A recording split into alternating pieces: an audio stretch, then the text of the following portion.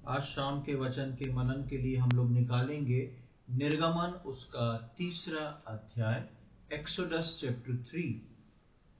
निर्गमन उसका 3रा अध्याय, एक्सोडस चैप्टर 3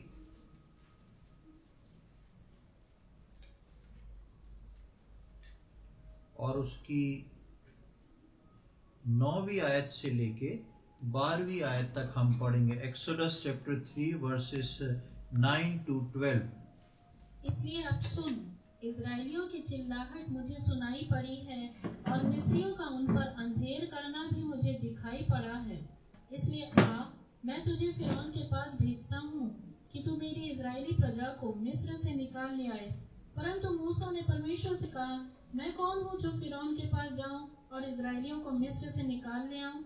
उसने कहा, निश्चय मैं तेरे संग रहूंगा और इस बात का कि तेरा भेजने वाला मैं हूँ तेरे लिए चिन्ह होगा कि जब तू उन लोगों को मिस्र से निकाल चुके तब तुम इसी पहाड़ पर परमेश्वर की उपासना करोगे। यहाँ पर हम मूसा के बारे में पढ़ते हैं। हम जानते हैं निर्गमन के जब हम इसका 2रे अध्याय से हमको मूसा के बारे में पता पड़ता है। निर्गमन के पहले अध्याय में जो है हमको मिस्र में गुलामी की अवस्था में रह रहे इजरायलियों के बारे में पता पड़ता है। 2रे अध्याय में जब हम आते हैं तो हमको मूसा का इंट्रोडक्शन मिलता है और 2रे अध्याय में मूसा के जो हैं लगभग 80 साल, शुरुआती दौर से 80 साल खत्म हो जाते हैं और 3रे अध्याय में हम आते हैं तो मूसा जो है वो अब एक 80 साल का व्यक्ति हो चुका है। और जब मूसा 80 साल का एक व्यक्ति होता है तब परमेश्वर मूसा को एक दर्शन देता है और दर्शन देके परमेश्वर उसको उस 80 साल की उम्र में बुलाता है और बोलता है कि तुमको जाना है। वहां पे हम देख लिए 9वीं आयत में लिखा है, इसलिए अब सुन।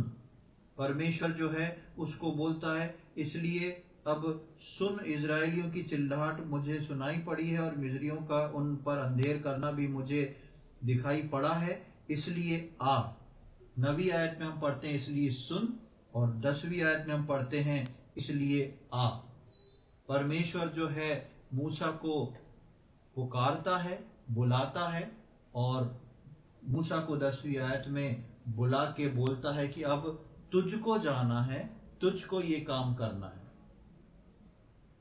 मूसा जो था वो 40 साल राजमहल में पला बड़ा और सारी राज्य की रोमी साम्राज्य की रोमी जो मिस्री साम्राज्य था उसकी सारी विद्याओं को उसने अच्छे से सीखा। बहुत सब चीज में परफेक्ट व्यक्ति था।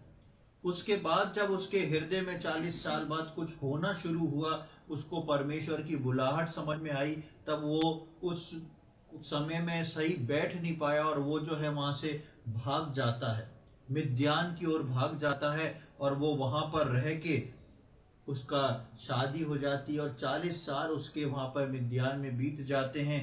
और 3रे अध्याय की आप पहली आयत को पढ़ेंगे तो वहां लिखा है, मूसा अपने ससुर यित्रो नामक मिद्यान के याजक की भेड़ बकरियों को चराता था। वहां पे वो चरवाही का काम करा 40 साल और जब 80 साल का हो गया, 40 मिस्र में, 40 मिद्यान में, 80 साल का जब मूसा हो गया है तो परमेश्वर उसको बोलता है कि तू आ और मेरे लोग जो इतने 430 वर्ष से गुलामी में हैं, इनकी गिड़गिड़ाहट को, इनके रोने को, इनके दुख को मैंने देखा और सुना है। तू इनको इसमें से निकाल के लेके जाएगा और मैं तेरे साथ होऊंगा। आगे हम जब व्यवस्था विवरण की किताब में आते हैं, बुक ऑफ ड्यूट्रोनोमी, व्यवस्था विवरण की किताब, इसी में आगे आप बढ़ते जाएंगे तो लय, व्यवस्था, गिनती और उसके बाद व्यवस्था विवरण आपको मिलेगा। व्यवस्था विवरण उसका 34वां अध्याय,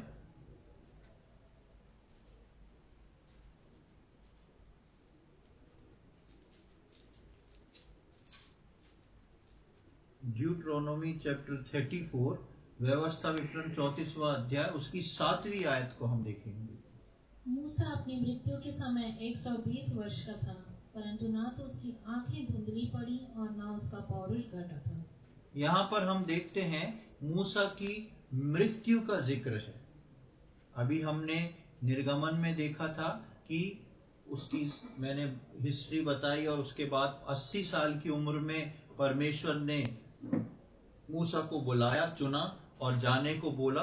और व्यवस्था विवरण में हम आते हैं 34 के 7 में, तो हम वहां पर देखते हैं कि परमेश्वर जो है वो मूसा के लिए वहां पर लिखा हुआ है कि मूसा अपनी मृत्यु के समय कितने वर्ष का था? 120 वर्ष का। यानी कि 80 वर्ष में जब मूसा निकला और 120 वर्ष में मर गया, तो ये कितने वर्ष हो गए? 40 वर्ष हो गए।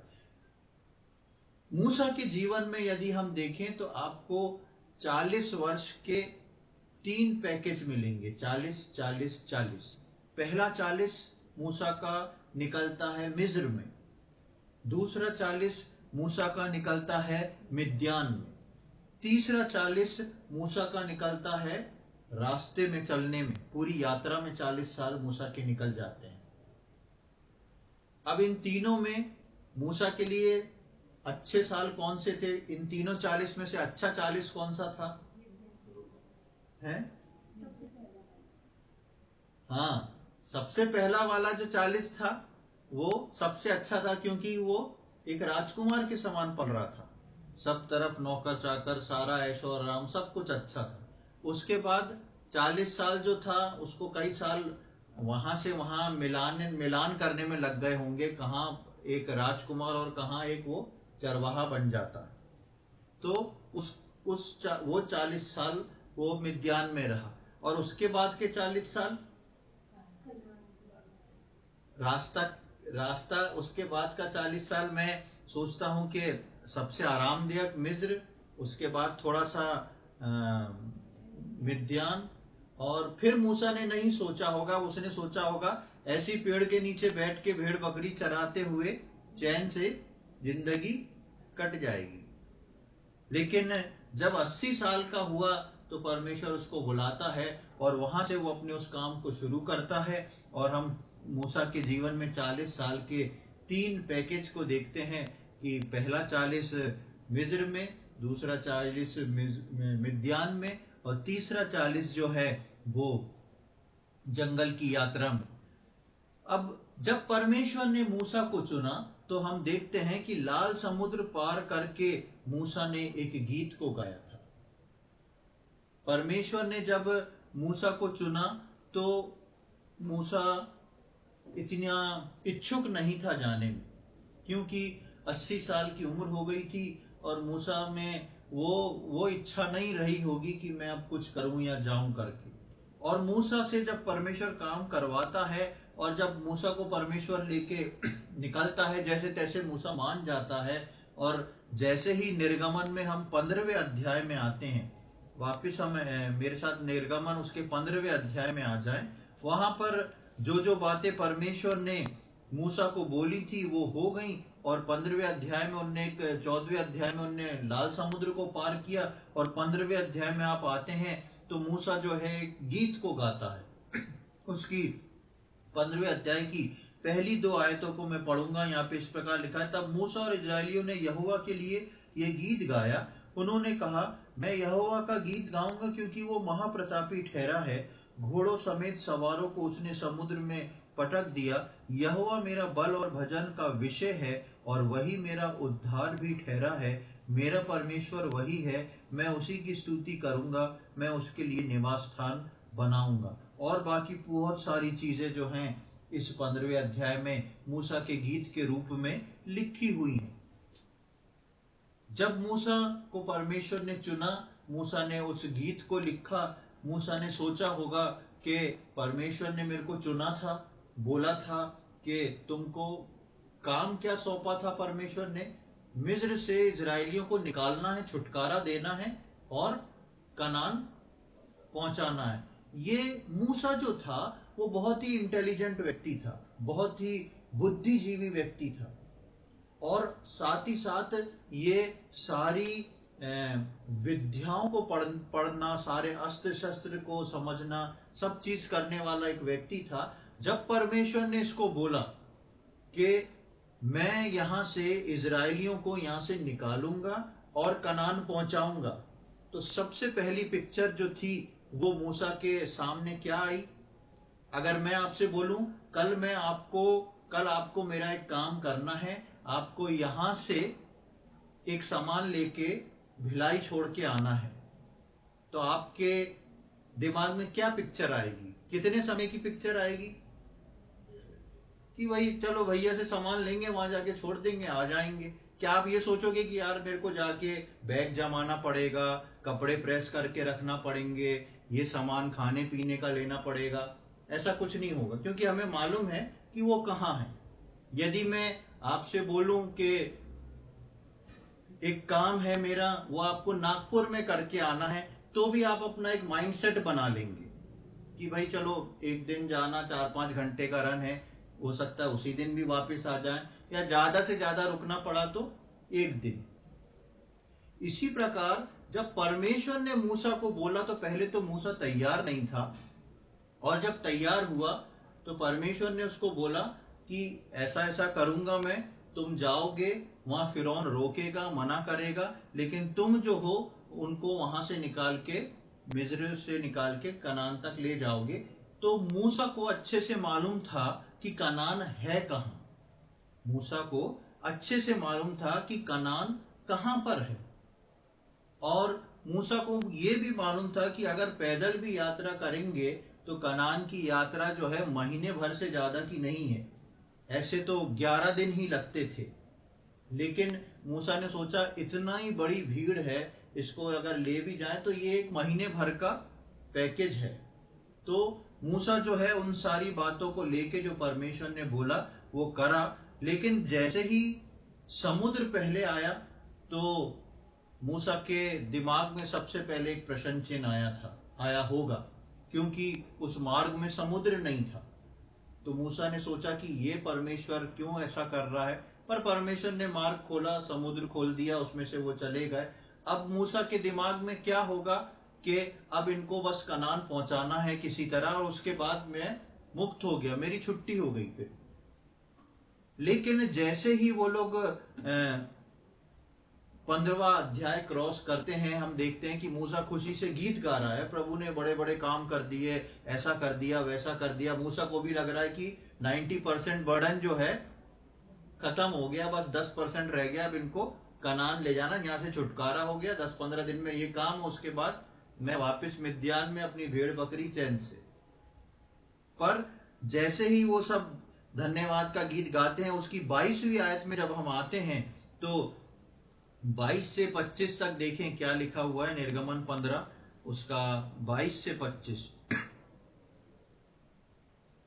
तब मूसा इजरायलियों को लाल समुद्र से आगे ले गया, और वे शूर नाम जंगल में आए, और जंगल में जाते हुए 3 दिन तक पानी का सोता न मिला। फिर मारा नामक एक स्थान पर पहुंचे, वहां का पानी खारा था, उसे वे न पी सके, इस कारण उस स्थान का नाम मारा पड़ा।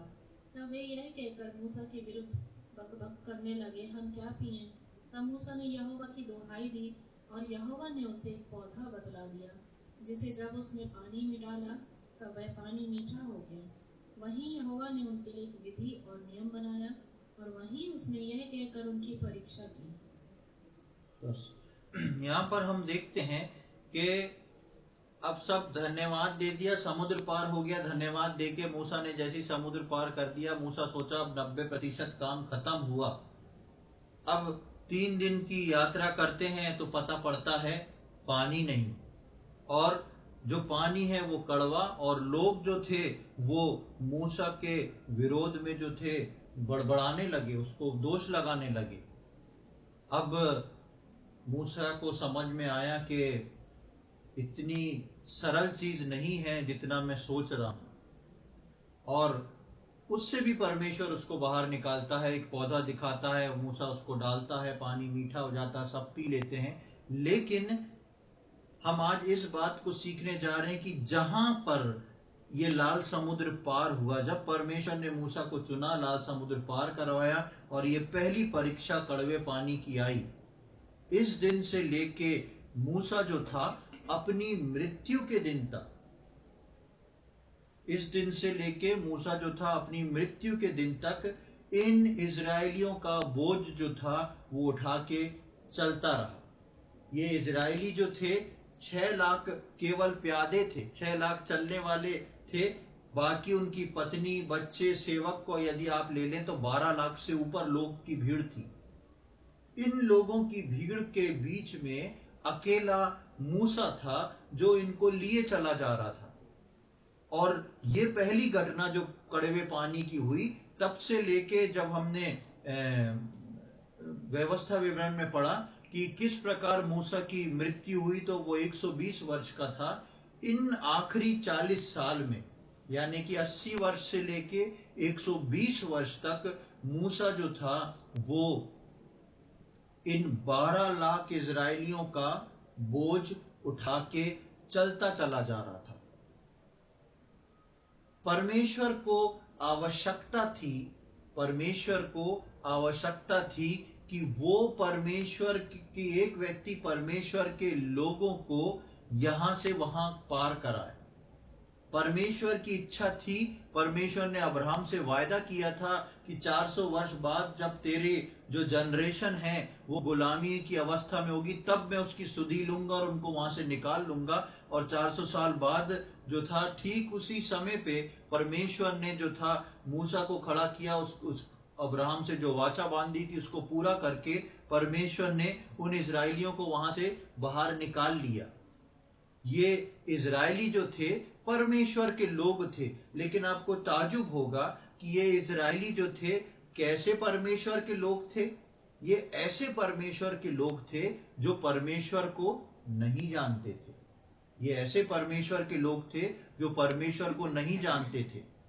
ये लोग जो थे इतना जानते थे, हमारा पूर्वज जो था पिता अब्राहम है, हम उसकी संतान है, उसका एक परमेश्वर है। और वो प्रार्थना करते थे, हे अब्राहम के परमेश्वर हम पे दया कर। जब दुख और कष्ट तकलीफ में से गुजरते थे तो ये लोग इस प्रकार प्रार्थना करते थे और प्रभु ने इनकी प्रार्थना को सुना, क्योंकि परमेश्वर ने पहले से ही अब्राहम को ये वचन दिया था कि मैं 400 साल बाद इनकी सुधि लूंगा।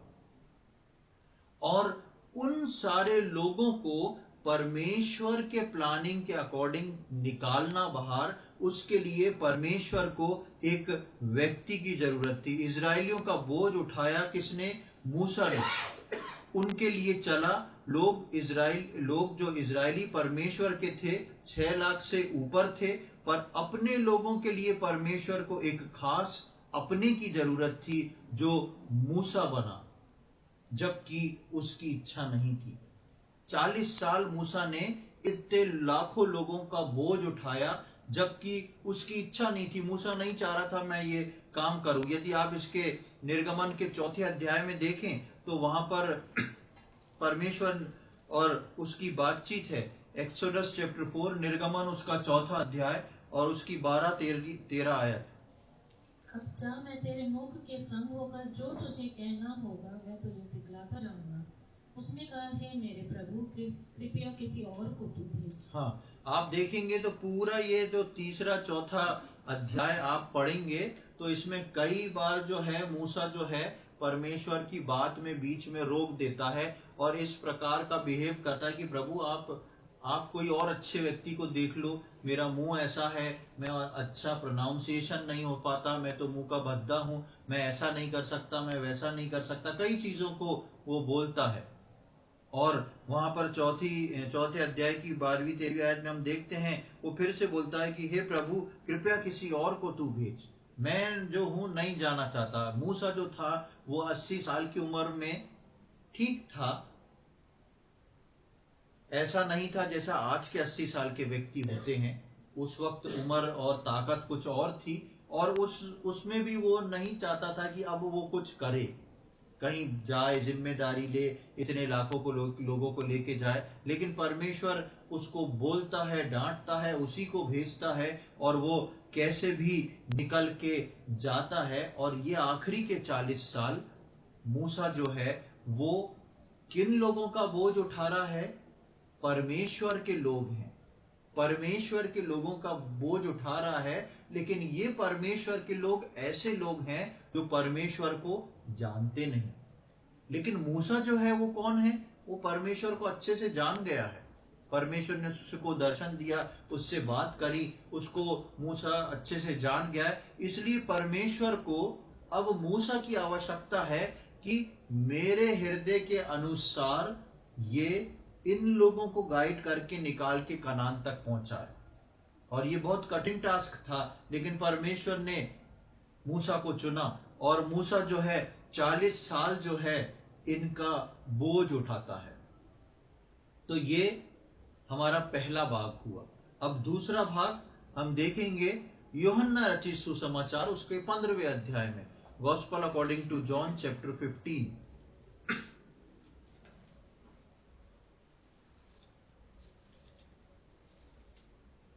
और उसकी 15 और 16 आयत को हम पढ़ेंगे। अब से मैं तुम्हें दास न कहूंगा, क्योंकि दास नहीं जानता कि उसका स्वामी क्या करता है, परंतु मैंने तुम्हें मित्र कहा है, क्योंकि मैंने जो बातें अपने पिता से सुनी वे सब तुम्हें बता दी। तुमने मुझे नहीं चुना, परंतु मैंने तुम्हें चुना है और तुम्हें नियुक्त किया कि तुम जाकर फल लाओ और तुम्हारा फल बना रहे, कि तुम मेरे नाम से जो कुछ पिता से मांगो वह तुम्हें दे। हाँ, यहाँ पर जब हम नए नियम में आते हैं तो प्रभु यीशु मसीह एक बात बोलते हैं उसकी 15वीं आयत में कि अब से मैं तुम्हें दास ना कहूंगा, क्योंकि दास नहीं जानता कि उसका स्वामी क्या करता है। और 16वीं आयत में हम देखते हैं कि चुने जाने और नियुक्त करने के लिए लिखा गया है। मूसा जो था वो परमेश्वर के दास से बढ़कर बहुत कुछ था। वो परमेश्वर का एक मित्र था और वो जानता था कि परमेश्वर क्या करना चाहता है, परमेश्वर की इच्छा क्या है, परमेश्वर कैसा परमेश्वर है। और परमेश्वर ने मूसा को चुन लिया और उसको नियुक्त किस काम के लिए किया कि वो मिस्र से इजरायलियों को निकाल के कनान पहुंचाए। अब ये नए नियम की कलीसिया को, नए नियम के विश्वासियों को प्रभु यीशु मसीह लिख रहे हैं कि अब से मैं तुम्हें दास ना कहूंगा, क्योंकि दास नहीं जानता कि उसका स्वामी क्या करता है, परंतु मैंने तुम्हें मित्र कहा है। ये यीशु मसीह किसके लिए बोल रहा है? मेरे और आपके लिए बोल रहा है। यीशु मसीह बोल रहा है तुम दास नहीं हो, तुम मेरे मित्र हो। क्योंकि दास को नहीं मालूम कि मालिक के दिमाग में किस चीज का कैलकुलेशन चलता है, क्या क्या बड़ा क्या छोटा, कैसे क्या करना है, लेकिन मित्र जो है सारी बातों को जानता है। मूसा जो था वो परमेश्वर का दास नहीं, लेकिन परमेश्वर का मित्र बन चुका था और परमेश्वर ने मूसा को चुना और नियुक्त किया। और हम जब 16वीं आयत में आते हैं तो लिखा है तुमने मुझे नहीं चुना, परंतु मैंने तुम्हें चुना है और तुम्हें नियुक्त किया है कि तुम जाकर फल लाओ और तुम्हारा फल बना रहे। प्रभु यीशु मसीह बोल रहे हैं कि तुमने नहीं चुना पर मैंने तुमको चुन लिया। मैं और आप जो हैं मूसा के समान नए नियम में चुन लिए गए हैं। ये मेरे और आपके ऊपर परमेश्वर ने नहीं छोड़ा, जिस प्रकार मूसा बोलता है नहीं नहीं प्रभु और किसी को भेजते। परमेश्वर ने मूसा को ही चुना, यीशु मसीह ने मुझको और आपको ही चुना। किस लिए? चुन के नियुक्त कर दिया है। अपॉइंटेड, वी आर अपॉइंटेड, हमको अपॉइंट करके रखा है। और अपॉइंटमेंट ऐसे ही खाली बैठ के बात करने का अपॉइंटमेंट होता है क्या? नहीं होता। कोई चीज के लिए अपॉइंटेड कर दिया जाता है कि जिम्मेदारी सौंपी जाती है। इस प्रकार से प्रभु यीशु मसीह नए नियम के विश्वासियों को इस बात को बता रहा है कि नए नियम के विश्वासी जो हैं वो मूसा के समान चुने हुए हैं, दास नहीं मित्र हैं। और परमेश्वर ने प्रभु यीशु मसीह के द्वारा मुझको और आपको नियुक्त किया है, चुन लिया है और उसके बाद नियुक्त किया है और नियुक्त करके मुझको और आपको रखा है फल लाने के लिए। कलीसिया में, परिवार में, हमारे समाज में, हमारे देश के लिए परमेश्वर ने मुझको और आपको चुना है और नियुक्त किया है। क्योंकि ये जितने लोग हमारे घर में, हमारे देश में, हमारे आस पड़ोस में हैं, ये परमेश्वर के मन को नहीं जान सकते। इनको मालूम है एक परमेश्वर है। लोग अंधकार में हैं, बोलते हैं कि सारे रास्ते जो हैं एक ही तरफ जाते हैं। लोग हैं, उनको मालूम है एक परमेश्वर है, लेकिन वो मेरे और आपके परमेश्वर के ज्ञान को नहीं जानते। वो मेरे और आपके परमेश्वर क्या चाहता है उसको नहीं जानते। इसलिए परमेश्वर ने मुझको और आपको नियुक्त किया है कि मैं और आप इन लोगों को मिस्र से निकाल के उस आत्मिक कनान तक लेके जाएं। परमेश्वर ने मूसा को चुना कि वो परमेश्वर के लोग थे, ठहराए हुए लोग थे, लेकिन वो नहीं जानते थे, इसलिए परमेश्वर को मूसा की आवश्यकता पड़ी। मैं और आप जो हैं वो परमेश्वर के ठहराए हुए लोग इस दुनिया में हैं, रखे गए हैं कि परमेश्वर को आवश्यकता है ऐसे मूसा की, जो अपनी जिम्मेदारी को समझते हुए मुझको और आपको इस बात को समझते हुए कि हम चुने गए हैं और हम अपॉइंटेड हैं, हम यहाँ के लोगों को स्वर्ग पहुंचाने की जिम्मेदारी जो है वो हमारी है, हमको दी गई। हो सकता है मुझको और आपको ये जिम्मेदारी परमेश्वर ने हमारे घरों के लिए दी हो, हमारे ऑफिस के लिए दी हो, हमारे समाज के लिए दी हो, हमारे देश के लिए दी हो, हमारी कलीसिया के लिए दी हो। इस संसार में मूसा के समान नियुक्त किए गए हैं फलों के लिए, कलीसिया के लिए। प्रभु को हमारी आज जरूरत है, हम फल लाएं और हमारा फल जो है वो बना रहे। और हमारे फल क्या हैं? प्रार्थना करने के लिए। मेरे और आपके कर्तव्य जो हैं, जो परमेश्वर ने चुना है। मूसा जो था लोगों को हर दिन लेके जाता था। मूसा बताता था ये आग का खंबा चल रहा है ना, अब इसके पीछे पीछे चल रहा है। अब ये रात खत्म हो गई, दिन में बादल छाया हुआ है, इसके पीछे पीछे चलना है, जहां ये रुक जाएगा तो तुमको रुकना है। परमेश्वर कुछ इंस्ट्रक्शन देना चाहता था, परमेश्वर पूरी भीड़ को नहीं बुला लेता था, मूसा को बुलाता था, मूसा से बात करता था, फिर मूसा जाके उन इतने 10-12 लाख इजरायलियों को सब सुना देता था, बता देता था। तो वो लोग परमेश्वर के जरूर थे, लेकिन परमेश्वर उनसे किसके जरिए बात कर रहा था? मूसा के जरिए। मेरे और आपके जीवन में हमारे परिवार, हमारे समाज, हमारे बीच में उठने बैठने वाले बहुत सारे लोग हैं जो परमेश्वर के लिए प्रिय हैं। इसीलिए तो परमेश्वर ने हम यूहन्ना 3:16 में पढ़ते हैं कि परमेश्वर ने सारे जगत से ऐसा प्रेम किया। परमेश्वर का प्रेम सारे जगत के लिए है, लेकिन जगत के पाप के लिए नहीं है। वो व्यक्ति जो सब छोड़ के प्रभु के पीछे आता है, उसके लिए परमेश्वर जो है स्वागत करता है। और परमेश्वर चाहता है कि ये सब लोग स्वर्ग जाएं, और उसका जरिया कौन बने? मैं और आप, क्योंकि मुझको और आपको उसने मूसा के समान जो है नियुक्त करके रखा है। आज परमेश्वर चाहता है कि हम अपने फलों को किस में दिखाएं? सुसमाचार सुनाने के लिए, प्रार्थना करने के लिए, सहायता करने के लिए, उपवास के लिए, संगति के लिए, और दूसरों के लिए जोखिम उठाने के लिए। दूसरों के लिए जोखिम कैसा? जोखिम, आत्मिक जोखिम, कि हम एक व्यक्ति के लिए, दो व्यक्ति के लिए, या जिसके लिए परमेश्वर हमको बताता है, उसको लेके हम पहले नित्य उसके लिए प्रार्थना करें, जिसके लिए परमेश्वर हमारे अंदर बोझ डालता है। मूसा इतनी भागा दौड़ी जो कर रहा था, उसमें उसके परिवार का कोई नहीं था। मूसा जो उसके कुछ रिश्तेदार जरूर थे, इजराइल से, यहूदियों में से था, लेकिन इतनी भागा दौड़ी, इतना कुछ, लेकिन मूसा कभी भी जीवन में परमेश्वर से ये नहीं बोलता मैं इनके लिए क्यों भागा दौड़ी करूं, मेरे को करना है तो मैं अपने परिवार के लिए करूंगा।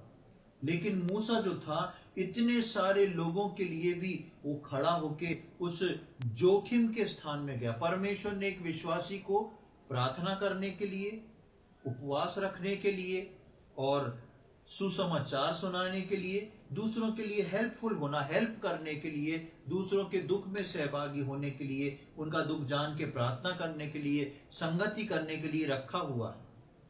और इनसे बढ़कर परमेश्वर चाहता है कि इन गुण के साथ साथ मैं और आप तैयार रहें दूसरे के लिए दूसरे के बोझ को उठा के उस जोखिम के स्थान में जाने के लिए।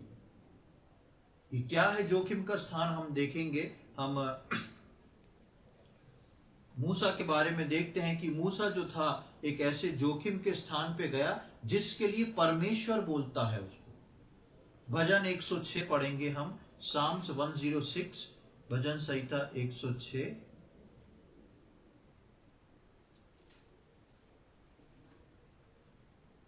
और उसका 19 से लेके 23 तक हम पढ़ेंगे। भजन संहिता 106, साम्स 106 वर्स 19 to 23।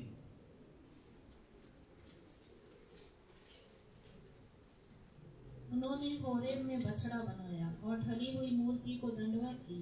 यूं उन्होंने अपनी महिमा अर्थात परमेश्वर को घास खाने वाले बैल की प्रतिमा से बदल डाला। वे अपने उद्धारकर्ता परमेश्वर को भूल गए, जिसने मिस्र में बड़े बड़े काम किए थे। उसने तो हाम के देश में आश्चर्य कर और लाल समुद्र के तट पर भयंकर काम किए थे। इसलिए उसने कहा कि मैं उनका सत्यानाश कर डालता, यदि मेरा चुना हुआ मूसा जोखिम के स्थान में उनके लिए खड़ा न होता, ताकि मेरी जलजलाहट को ठंडा करे। कहीं ऐसा ना हो कि मैं उन्हें नष्ट कर डालूं। यहाँ पर परमेश्वर का पवित्र आत्मा इन वचनों को लिखवा रहा है और वो इस बात को बता रहा है कि जिन इजरायलियों को मिस्र से कनान के लिए मूसा लेके निकला था, उन्होंने रास्ते में कितने प्रकार के अपराध और पाप किए। और जब ऐसे अपराध और पाप करे तो परमेश्वर जो था उसको सहन नहीं कर पाया। लेकिन परमेश्वर बोलता है 23वीं आयत में, इसलिए उसने कहा कि मैं उनका सत्यानाश कर डालूंगा। किसने कहा? परमेश्वर ने कहा कि मैं इन लोगों का सत्यानाश कर डालूंगा। और आगे लिखा, यदि मेरा चुना हुआ मूसा जोखिम के स्थान में उनके लिए खड़ा ना होता, ताकि मेरी जलजलाहट को ठंडा करे, कहीं ऐसा ना हो कि मैं उन्हें नष्ट कर डालूं। मूसा के लिए एक बहुत अच्छा शॉर्टकट था।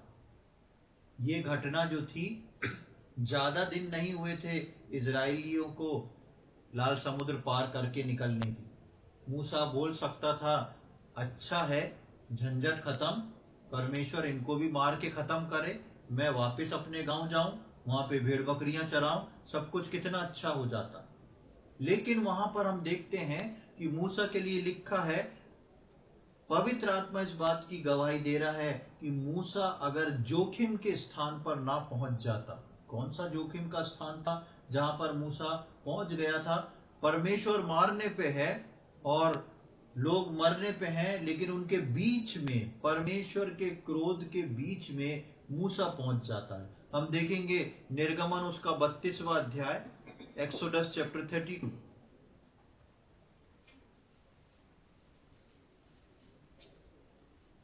निर्गमन उसका 32वां अध्याय और उसकी 7, 8, 9 आयत को हम पढ़ेंगे। यहोवा ने मूसा से कहा, नीचे उतर जा, क्योंकि तेरी प्रजा के लोग जिन्हें तू मिस्र देश से निकाल ले आया है, वे बिगड़ गए हैं। और जिस मार्ग पर चलने की आज्ञा मैंने उनको दी थी, उसको झटपट छोड़कर उन्होंने एक बछड़ा ढाल कर बना लिया। फिर उसको दंडवत किया और उसके लिए बलिदान भी चढ़ाया। और यह कहा है, हे इजरायलियों, तुम्हारा ईश्वर जो तुम्हें मिस्र देश से छुड़ा ले आया है, वह यही है। फिर यहोवा ने मूसा से कहा, मैंने इन लोगों को देखा और सुन, वे हठीले हैं। अब मुझे मत रोक, मेरा कोप उन पर भड़क उठा है, जिससे मैं उन्हें भस्म करूं, परंतु तुझसे एक बड़ी जाति उपजाऊंगा।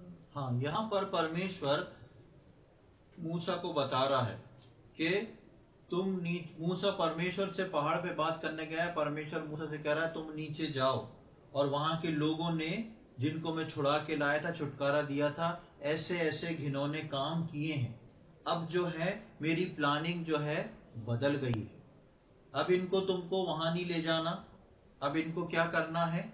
अब इन सबको जो है मैं भस्म कर दूंगा, सबके सबको मार दूंगा और एक नया परिवार तुम्हारे में से उत्पन्न होके चलेगा। हम देखते हैं 10वीं आयत में उसकी लास्ट लाइन में, परंतु तुझसे एक बड़ी जाति उपजाऊंगा।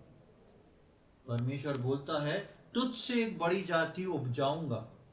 इन सबको 6 लाख 12 लाख इन सबको जाने दो, इन सबको मैं भस्म कर दूंगा, मार दूंगा, अब तुझसे मैं एक नई जाति लेके चलूंगा। और परमेश्वर जो था बहुत क्रोधित हो गया था, क्योंकि वो अपवित्रता को नहीं सह पाता था। लेकिन हम इसी में 32वें अध्याय में आगे आते हैं तो 30 से 33 तक देखें, वहां क्या लिखा है। 30 से 33। दूसरे दिन मूसा ने लोगों से कहा, तुमने बड़ा ही पाप किया है। अब मैं यहोवा के पास चढ़ जाऊंगा, संभव है कि मैं तुम्हारे पाप का प्रायश्चित कर सकूं। तब मूसा यहोवा के पास जाकर कहने लगा, हाय हाय, उन लोगों ने सोने का देवता बनवा कर बड़ा ही पाप किया है। तो अभी अब तू उनका पाप क्षमा कर, नहीं तो अपनी लिखी हुई पुस्तक में से मेरे नाम को काट दे। यहोवा ने मूसा से कहा, जिसने मेरे विरुद्ध पाप किया है उसी का नाम मैं अपनी पुस्तक में से काट दूंगा। बस यहाँ पर हम देखते हैं कि मूसा को परमेश्वर ने वहां बोला था, मूसा नीचे आया, देखा कि हाँ वही बात कंफर्म है। अब मूसा जो है लोगों को क्या बोलता है कि अब मैं यहोवा के पास चढ़ जाऊंगा, संभव है कि मैं तुम्हारे पाप का प्रायश्चित कर सकूं। जहां पर ये लोग छावनी डाले थे, वहां से काफी दूरी पे जाके एक बहुत ऊंचा पहाड़ था, जिस पहाड़ पर परमेश्वर मूसा को दर्शन देता था। अब जब मूसा परमेश्वर से पूछने लेने गया कि लोगों के लिए क्या आज्ञा है, तो मूसा 80 साल को पार कर चुका है। अब वो कितने साल का है या हमको नहीं मालूम, लेकिन 80 साल मूसा के पार हो चुके हैं। ये व्यक्ति मूसा जो है एक लंबी दूरी तय करता है और उसके बाद पहाड़ की चोटी तक चढ़ता है। जैसी चोटी पे चढ़ता, परमेश्वर इससे क्या कह रहा है, हमने उधर क्या पढ़ा था, नीचे उतर जाए और जाके देख वहां क्या हो रहा है। तो बेचारा वो क्या करा, वापस नीचे उतर के आया। अब जब यहां सब देख लिया तो वो वहां के लोगों से क्या बोलता है, अब मैं यहोवा के पास चढ़ जाऊंगा। अब ये 80 के प्लस वाला व्यक्ति जो है वापस चल के ऊपर चढ़ेगा। सोचे मूसा को क्या आवश्यकता थी। मूसा आके बोल सकता था, चलो तुम लोग ने जो किया ना, अब तुमको समझ में आएगी, परमेश्वर तुम्हें भस्म करने पर है और अब इजराइल जो है वो मेरे नाम से चलेगा, मेरे परिवार से एक नई जनरेशन परमेश्वर पैदा करके शुरू करने वाला है। लेकिन मूसा के अंदर का हृदय को आप देखें। परमेश्वर ने जब मूसा को चुना था, तब मूसा नहीं चाहता था, वो शांति से बैठना चाहता था। लेकिन चुन लेने के बाद जब मूसा ने अपने फलों को प्रकट करना शुरू करा, तो मूसा अपने फलों को प्रकट करने के लिए एक जिम्मेदार विश्वासी बन गया। और उसके लिए वो परमेश्वर के उस क्रोध में भी जाके खड़ा हो जाता है। उसके लिए, परमेश्वर के लिए ये चुटकी भर का काम था जो बात मूसा ने परमेश्वर को बोलता है 31वीं आयत में। तब मूसा यहोवा के पास जाकर कहने लगा, 32वीं आयत, तो भी अब तू उनका पाप क्षमा कर, नहीं तो अपनी लिखी हुई पुस्तक में से मेरे नाम भी काट दे। मूसा क्या कह रहा है, वो इतने लोग इतना किया है ना, उनको आप क्षमा कर दीजिए। और अगर उनका क्षमा करने का आपका मूड नहीं है तो उनकी गिनती में मैं भी आ जाऊंगा, उनकी गिनती में मैं भी आ जाऊंगा। आप मेरा भी नाम उसमें से काट दे तो वो भस्म होंगे तो मैं भी भस्म होऊंगा। क्या पड़ा था मूसा को ऐसा सोचने और बोलने के लिए। लेकिन परमेश्वर बोलता है, जिन्होंने ऐसा काम किया उन्हीं का करूंगा मैं, तेरा क्यों करूंगा। और फिर हम देखते हैं कि मूसा जो था, परमेश्वर को एक सेकंड लगता, अगर परमेश्वर बोलता कि हाँ ठीक है तू भी भस्म हो जा। लेकिन मूसा जो था इतने लाखों लोगों के लिए अपने आप को जोखिम के स्थान पर रख के खड़ा हो गया। वो लोगों के और परमेश्वर के बीच में अपने आप को रख के खड़ा हो गया और वो बोलता है कि प्रभु इन पर दया कर दीजिए। ऐसे लोग जिनको परमेश्वर ने कलीसिया में नियुक्त किया है, मुझको और आपको परमेश्वर ने चुना है, हमने उसे नहीं चुना, उसने हमें चुना है। और उसने मुझको और आपको नियुक्त किया है चुन के कि मैं और आप जो हैं उस जोखिम के स्थान पे जाके अपने घर वालों के लिए, अपने ऑफिस वालों के लिए, अपने समाज वालों के लिए मैं और आप उस जोखिम के स्थान पर खड़े हों, क्षमा मांगे उनके लिए। प्रभु आप इनको फिर से क्षमा करें, प्रभु आप इनको क्षमा करें और आप दया करके इनका नाम भी जीवन की पुस्तक में लिखें। इनको भी मेरे साथ आप के आगमन पे आप उठा के लेके जाएं। कितना जरूरी है मेरे और आपके लिए प्रियो, मैं और आप सिर्फ यूं ही नियुक्त नहीं कर दिए गए हैं कि कलीसिया में हम आए, वचन सुने, प्रार्थना सुने, प्रभु भोज में से भाग लें, वापस चले जाएं, वचन हम अपने दिमाग में हम रखें, सुन लें, वो करें। लेकिन परमेश्वर चाहता है कि मैं और आप नियुक्त किए गए हैं कि फल लाएं, और फल लाने के बाद फल जो है वो बना रहे, वो फल टूटे नहीं, वो फल खत्म ना हो, वो फल जो है मेरे और आपके अंदर जो है वो फल बना रहे। हम देखते हैं कि जब उसने इस प्रकार से बोला तो उसके 33वें अध्याय की 17वीं आयत में देखें, वहां पे परमेश्वर उसको क्या जवाब देता है। यहोवा ने मूसा से कहा, मैं यह काम भी जिसकी चर्चा तूने की है करूंगा, क्योंकि मेरे अनुग्रह की दृष्टि तुझ पर है और तेरा नाम मेरे चित्त में बसा है। हाँ, 33 के 17 में हम देखते हैं कि परमेश्वर वो बोलता है। आप यदि उसको 33वां अध्याय पढ़ेंगे, बहुत ही इंटरेस्टिंग है। मूसा जो है बहुत घुमा फिरा के परमेश्वर के सामने बार बार उस बात को लाके कंफर्मेशन चाहता है कि प्रभु वास्तव में अब होगा तो नहीं ना उनको कुछ, आप हमारे साथ चलेंगे ना। तो परमेश्वर उसको बोलता है, यहोवा ने मूसा से कहा, मैं ये काम जिसकी चर्चा तूने की है करूंगा, क्योंकि मेरे अनुग्रह की दृष्टि किस पे बनी है? तुझ पे बनी है। बिकॉज ऑफ यू, तेरे कारण। प्रियो, क्या परमेश्वर को आपने इतना प्रसन्न किया है कि परमेश्वर आपसे बोल सके, मेरे बेटे मेरी बेटी, तेरे कारण मैं तेरे घर वालों को बचाऊंगा, तेरे कारण मैं तेरे घर वालों को स्वर्ग तक लेके जाऊंगा। हम सोच के देखें कितना जिम्मेदारी का काम है। क्या हमारा जीवन परमेश्वर को इतना भाता है, इतना परमेश्वर को प्रसन्न करने वाला है कि परमेश्वर बोल दे कि मेरी कृपा की दृष्टि जो है ना वो तुझ पे बनी हुई है, तेरे कारण तू जिसके लिए प्रार्थना करता है मैं उसको स्वर्गलोक तक लेके जाऊंगा, तेरे कारण मैं उसके पापों को क्षमा कर दूंगा, तेरे कारण जो है उसको मैं उद्धार का अनुभव दूंगा। और हम देखते हैं कि वो बोलता है, मेरे अनुग्रह की दृष्टि तुझ पर है और तेरा नाम मेरे चित्त में बसा है। परमेश्वर के दिमाग में मूसा छाया हुआ है। चित्त में बसना यानी कि दिमाग में छाप छोड़ देना। मूसा ने परमेश्वर के दिमाग में अपनी छाप छोड़ दी थी। और परमेश्वर बोलता है, ठीक है, एक मूसा के कारण परमेश्वर ने लाखों लोगों को मारने से रुक गया, और उसके कारण मूसा जो था, मूसा भी मर सकता था। वो था जोखिम का स्थान। मूसा उस जोखिम के स्थान पर खड़ा होके गिड़गिड़ा के प्रार्थना करता है। मूसा ये नहीं देखता मेरे घुटने दुख रहे हैं, मेरे पैर दुख रहे हैं, मैं कैसे पहाड़ पे अभी चढ़ के आया था, फिर नीचे उतरा हूं, फिर तीसरी बार क्या पहाड़ पे चढ़ के जाऊं। लेकिन मूसा को सब कुछ संभव था, क्योंकि मूसा के अंदर जब फल लगने लगे ना, तो मूसा को समझ में आ गया ये फल का स्वाद क्या है और इन फल को फलवंत रखना कितना जरूरी है। इसलिए यीशु मसीह बोलते हैं, तुमने मुझे नहीं चुना, मैंने तुम्हें चुना है और नियुक्त किया है कि तुम फल लाओ और तुम्हारा फल तुम में बना रहे। मेरे और आपके जीवन में कई बार हमारे अपने जीवन के लिए ही फल नहीं मिलते हैं, इसलिए हम निराशा में कई प्रकार की चीजों में से होके निकलते हैं।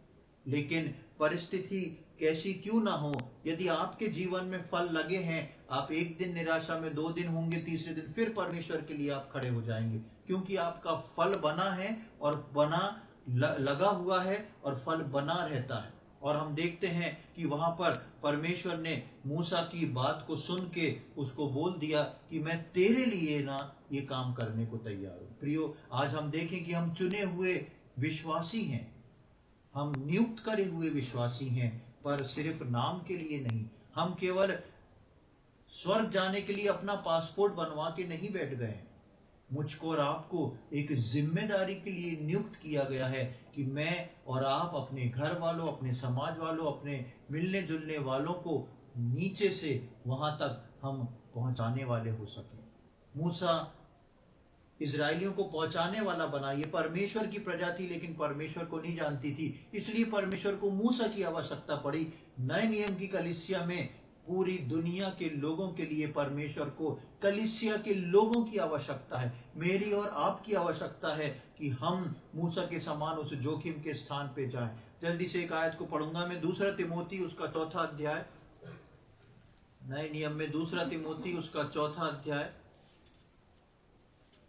2 तिमोथी चैप्टर 4, 296 पेज नंबर पे आपको नए नियम में मिल जाएगा। 2 तिमोथी 4 अध्याय उसकी 5वीं आयत। पर तू सब बातों में सावधान रह, दुख उठा, सुसमाचार प्रचार का काम कर और अपनी सेवा को पूरा कर। हाँ, ये जो है व्यक्तिगत तौर पे पौलुस प्रेरित जो है वो तिमुथियुस को लिख रहा है। क्या लिख रहा है? पर तू सब बातों में सावधान रहे। कौन सी बातों में? अपने फलों के लिए सावधान रहना, क्योंकि तुझको यीशु मसीह ने नियुक्त किया है, चुना है और नियुक्त किया है। इसलिए सब बातों में सावधान रहे, दुख उठा, सुसमाचार प्रचार का काम कर और अपनी सेवा को पूरी कर। अपनी सेवा पूरी करना बहुत आवश्यक है। मुझको और आपको परमेश्वर ने किस सेवा के लिए चुना है? परमेश्वर ने मूसा को जिस सेवा के लिए चुना था, मूसा ने उस सेवा को पूरा किया। मुझको और आपको परमेश्वर ने किस सेवा के लिए चुना है, उसको मुझको और आपको जो है पूरा करना बहुत जरूरी है। एक और आयत हम पढ़ेंगे, इब्रानियों उसका 10वां अध्याय, बुक ऑफ हिब्रूज चैप्टर 10 और उसकी 37, 38 और 39। क्योंकि अब बहुत ही थोड़ा समय रह गया है, जबकि आने वाला आएगा और देर न करेगा। पर मेरा धर्मी जन विश्वास से जीवित रहेगा, और यदि वह पीछे हट जाए तो मेरा मन उससे प्रसन्न न होगा। पर हम हटने वाले नहीं कि नाश हो जाएं, पर विश्वास करने वाले हैं कि प्राणों को बचाएं। हाँ, यहाँ पर कलीसिया के लिए एक बात, बहुत सुंदर बात है, क्योंकि अब बहुत थोड़ा समय रह गया है। कौन सा थोड़ा समय? कनान पहुंचने का थोड़ा समय रह गया है। आने वाला आएगा और देर नहीं करेगा। क्या उस आने वाले आने के पहले मैं और आप कई लोगों को कनान पहुंचाने का चैनल बन पाए? क्या मैं और आप उस कनान की यात्रा में लोगों की सहायता कर पाए? क्या मैं और आप उस कनान पहुंचने के लिए लोगों के लिए प्रार्थना कर रहे हैं? कई लोग हैं, हमारे घर पे हो सकते हैं, हमारे समाज में हो सकते हैं, हमारे मिलने जुलने वाले हो सकते हैं, ऐसे हो सकते हैं कि हम जिनके पास जाके खुल के सुसमाचार भी नहीं सुना सकते, पर आप उनके लिए अपने कमरे में घुटने टेक के प्रार्थना कर सकते हैं। हो सकता है आपके परिवार में कोई हो जो बदलना नहीं चाहता हो, आप दुखी हो, परेशान हो, आप उसके लिए दूसरों को जाके दोष मत बोलें, ये ऐसा है, ये वैसा है। आपको परमेश्वर ने उस परिवार में नियुक्त करा है, आप अपना दरवाजा बंद करें, आप घुटने टेकें, उस व्यक्ति के लिए आंसू बहाएं, उस व्यक्ति के लिए जोखिम के स्थान में जाएं और बोलें, प्रभु ये नहीं तो मैं भी नहीं। और परमेश्वर मूसा के समान आपको बोलेगा, मेरी कृपा की दृष्टि किस पे है? तुझ पे है। तेरे कारण मैं इस बात को भी मान लूंगा, क्योंकि तू मेरे चित्त में समाया है। हम इन अंत के दिनों में परमेश्वर के चित्त में समा जाएं। परमेश्वर उठते बैठते जागते चलते हमेशा ये देखने की कोशिश करे कि पृथ्वी पे वो मेरा बेटा, वो मेरी बेटी क्या कर रहा है। या परमेश्वर को हम साल 6 महीने में एक बार दिखाई देते हैं, या परमेश्वर हर थोड़ी देर में हमको देखने की कोशिश करता है, जरा मैं इसको देखूं, ये कैसा है। मूसा जो था, थोड़े समय की यात्रा में परमेश्वर के चित्त में समा गया था, इसलिए वो जोखिम के स्थान पर जाने से नहीं डरा। परमेश्वर चाहता है मैं और आप जो हैं ऐसे जोखिम के स्थान पर जाके अपने लोगों के लिए आंसू बहा के प्रार्थना करें, उपवास रख के प्रार्थना करें। केवल अपने ही लोगों के लिए नहीं, अपरिचित के लिए, जिसके लिए आपको पवित्र आत्मा बोझ देता है, उनके लिए प्रार्थना करें। अपने जीवन को ठीक ठाक करें, अपने जीवन को तैयार करें, उसके बाद हम इनको तैयार करें। ऐसा ना हो कि प्रभु के आगमन तक हम ही सूटकेस में अपने कपड़े जमाते रह जाएं। यानी कि कई बार हम जाते हैं तो क्या होता है, आखिरी तक कोई ना कोई का ऐसा रह जाता है, अरे ये चीज छूट गई थी, ये चीज छूट गई थी। ये चीज नहीं है। परमेश्वर चाहता है नियुक्त कर दिया मतलब तुम्हारा पैकअप हो जाना चाहिए, उसके बाद तुमको दूसरों की तैयारी करना है। हम आखिरी समय तक अपनी तैयारी में नहीं लगे रहें, लेकिन दूसरों को उठाने वाले हों। और हम देखते हैं, आखिरी एक पद को पढ़ूंगा, गिनती उसका 12वां अध्याय, नंबर्स चैप्टर 12, गिनती उसका 12वां अध्याय,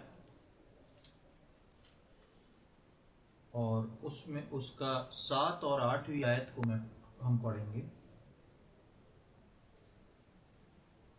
परंतु मेरा दास मूसा ऐसा नहीं है, वह तो मेरे सब घरानों में विश्वास योग्य है। उससे मैं गुप्त रीति से नहीं, परंतु आमने सामने और प्रत्यक्ष होकर बातें करता हूँ, और वह यहोवा का स्वरूप निहारने पाता है। बस यहाँ पर हम देखते हैं, ये मूसा के लिए गवाही जो है परमेश्वर दे रहा है। मूसा के लिए गवाही जो है परमेश्वर दे रहा है। कौन से मूसा के लिए? जिसको 80 साल की उम्र में परमेश्वर ने दर्शन दे के बुलाया था, और मूसा बोलता था, प्रभु और किसी को भेज दे, मुझे नहीं जाना है। उस मूसा को परमेश्वर, उस मूसा के लिए परमेश्वर गवाही दे रहा है और बोल रहा है, परंतु मेरा दास मूसा ऐसा नहीं है, वो तो मेरे सब घरानों में विश्वास योग्य है। यानी कि परमेश्वर का एक घराना जो था वो इजराइल था।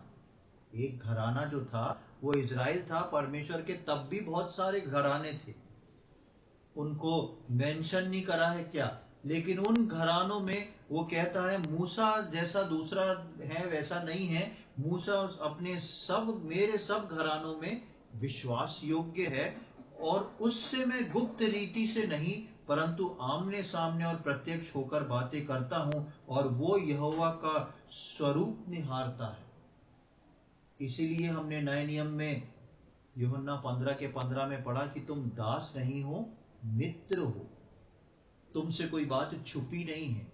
परमेश्वर मूसा के लिए गवाही दे रहा है, वो विश्वास योग्य है, और उससे मैं गुप्त रीति से बातचीत नहीं करता हूं, उससे मैं आमने सामने होके बात करता हूं, और वो मेरा मुख जो है वो निहारने पाता है। इसलिए मूसा जब परमेश्वर से बात करके पहाड़ से नीचे उतरता था तो उसके मुंह से किरणें निकलने लगती थी, और उसको मुंह पे एक पर्दा डालना पड़ता था, क्योंकि उन किरणों को दूसरे इजरायली देख नहीं पाते थे मूसा का चेहरा। जैसे हम सूरज को देख के हमारी आंखें चौंधिया जाती हैं, वैसे मूसा को देख के उनकी आंखें चौंधिया जाती थी। इसलिए वो बोलते थे मुंह पे कपड़ा डाल, और मूसा काफी समय तक मुंह पे कपड़ा डालता था। जब धीरे धीरे वो किरणें निकलना बंद हो जाती थी तब कपड़ा हटाता था। सोचें, बाइबल में एक ही व्यक्ति है जिसने परमेश्वर के सम्मुख जाके उसके मुंह का, उसका मुख जो है वो परमेश्वर के मुख के समान, उसमें से किरणें निकलने लगी, क्योंकि परमेश्वर ने उसको चुना, परमेश्वर ने उसको नियुक्त करा। प्रियो, परमेश्वर ने मुझको और आपको चुना, मुझको आपको नियुक्त किया है कि मैं और आप मूसा के समान उस जोखिम के स्थान पे जाके, बहुत सारे लोग हैं जिनको मुझको और आपको अभी कनान पहुंचाना है। बहुत सारे लोग हैं जिनके लिए मुझको और आपको आंसू बहाना है, उपवास रखना है, प्रार्थना करना है। हो सकता है परमेश्वर ने आपको आपके घर के लोगों की जिम्मेदारी दी हो सकता है परमेश्वर ने आपको मिलने वालों की जिम्मेदारी दी हो, या पवित्र आत्मा जिस प्रकार आपको बताता हो उनकी दी हो, लेकिन जिम्मेदारी दी है। मेरी और आपकी जिम्मेदारी सिर्फ ये नहीं है कि हम संडे को, थर्सडे को आए, संडे को प्रभु बोध से भाग लें, वापस जाएं। मेरी और आपकी जिम्मेदारी बहुत है। प्रियो, हम मूसा के समान तैयार हो जाएं, विश्वास योग्य हो जाएं। हम आज अपने जीवन में इस बात को सोच के देखें। आज आपकी गवाही परमेश्वर के पास क्या होगी, इसको सोच के देखें। परमेश्वर के पास मूसा की गवाही है और परमेश्वर ने दी, जो हम गिनती में पढ़ते हैं। आज परमेश्वर से यदि बोला जाए 2 शब्द इसके लिए बोलो, तो परमेश्वर आपके लिए क्या बोलेगा? इस बात को सोचें। आज सोचें, आपको प्रभु ने मूसा के समान किस स्थान पर नियुक्त किया है। इस उस स्थान को रिकॉग्नाइज करें, उस स्थान को सोच के देखें, कहां पर प्रभु ने आपको चुना है, नियुक्त करा है, और क्या आपने अपनी सेवा को पूरा कर लिया है, या कर रहे हैं, या अभी तक शुरू नहीं किया। प्रियो, इब्रानियों में हमने पढ़ा, आने वाला आएगा और देर ना करेगा। यदि उसके वो लोग जो विश्वास योग्य नहीं बने रहे, यदि उसके वो लोग जिन्होंने अपनी सेवा का काम पूरा ना किया, तो प्रभु को दुख होगा। प्रभु हम में से प्रत्येक की सहायता करे कि आगे आने वाले समय में हम आत्मा और सच्चाई के साथ, समझते हुए, तैयारी के साथ एक ऐसा जीवन बिताएं जिसके अंदर हम मूसा के समान अपनी जिम्मेदारियों को समझते हुए प्रभु की इच्छा को हम पूरी कर सकें। प्रभु के नाम की महिमा हो।